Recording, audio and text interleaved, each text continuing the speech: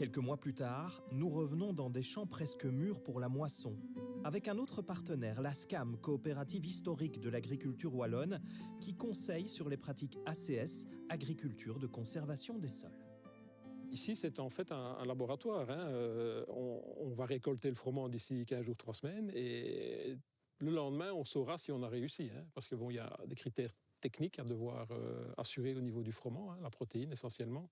C'est une collaboration complète entre l'agriculteur et les représentants SCAM. Et vous, ça vous plaît que vos terres soient un petit laboratoire de nouvelles techniques? Ah oui, c'est intéressant et c'est stimulant dans le métier d'essayer de trouver des solutions et d'aller vers un objectif qu'on s'est fixé. Et on se rend compte qu'on n'était pas toujours en phase avec la nature, avec l'attente sociétale. Et aujourd'hui, l'ACS nous permet justement de pouvoir un peu concilier monsieur tout le monde avec les pratiques agricoles. Et on se retrouve sur ces sols soignés aux petits oignons par la famille Loup avec David de Suizen, l'un des responsables de la SCAM. Alors on l'a vu, la SCAM, gros acteur du monde agricole, s'investit sur le terrain aux côtés des agriculteurs pour quand ils font leur transition? Oui, tout à fait. Donc la SCAM est présente sur le terrain, ça fait partie de notre marque de fabrique. Notre marque de fabrique, c'est le fait d'être présent depuis 1956, donc quasiment 3 générations, 70 ans l'année prochaine, sur le terrain aux côtés des agriculteurs pour les conseiller, les accompagner dans leurs objectifs de production. Quelle est pour vous la force, la plus-value des coopératives dans ce maintien d'une agriculture de qualité?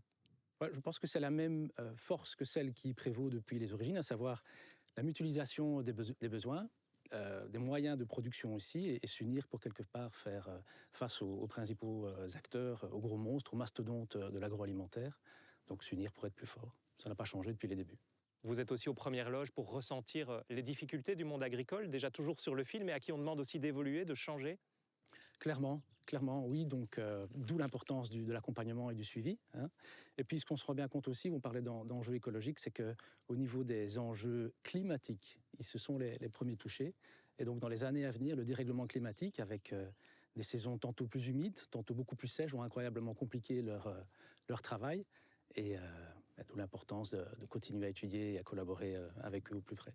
À la fois, la SCAM, on l'a vu, accompagne la transition vers plus d'agroécologie, en même temps vend encore des intrants. Alors c'est quoi l'équilibre que vous avez trouvé dans ce grand moment de changement dans le monde agricole? L'équilibre, il se résume en un mot simple, c'est comment fédérer les différents modes de production, comment créer des ponts plutôt que des cloisons entre les différents modes de production. Je suis intimement persuadé, en tout cas à la SCAM on l'est, que le mode de production conventionnel peut s'inspirer de certaines pratiques du monde bio, de l'agriculture de régénération, etc. Et qu'il n'y a pas un mode de production qui est forcément mieux. En tout cas, à la SCAM, on n'est pas sectaire à ce niveau-là. Et à la fois, on veut célébrer justement cette diversité et surtout cette fierté d'être agriculteur, d'être producteur sur la terre. C'est important de cultiver cette fierté-là qui n'est pas toujours évidente au quotidien. Oui, et puis peut-être qu'il y a 3-4 générations, on avait tous quelqu'un dans notre famille qui était lié de près ou de loin au monde agricole. Aujourd'hui, c'est de moins en moins le cas. Et donc, oui, la fierté d'être issu de ce monde-là, c'est important. Et de pouvoir aussi nourrir les hommes et les femmes, participer à la production de bioéthanol, participer à la production de pâtes, de blé, de pain, etc. Oui, c'est une certaine forme de fierté, clairement. Merci beaucoup, David de Suizen. Avec plaisir.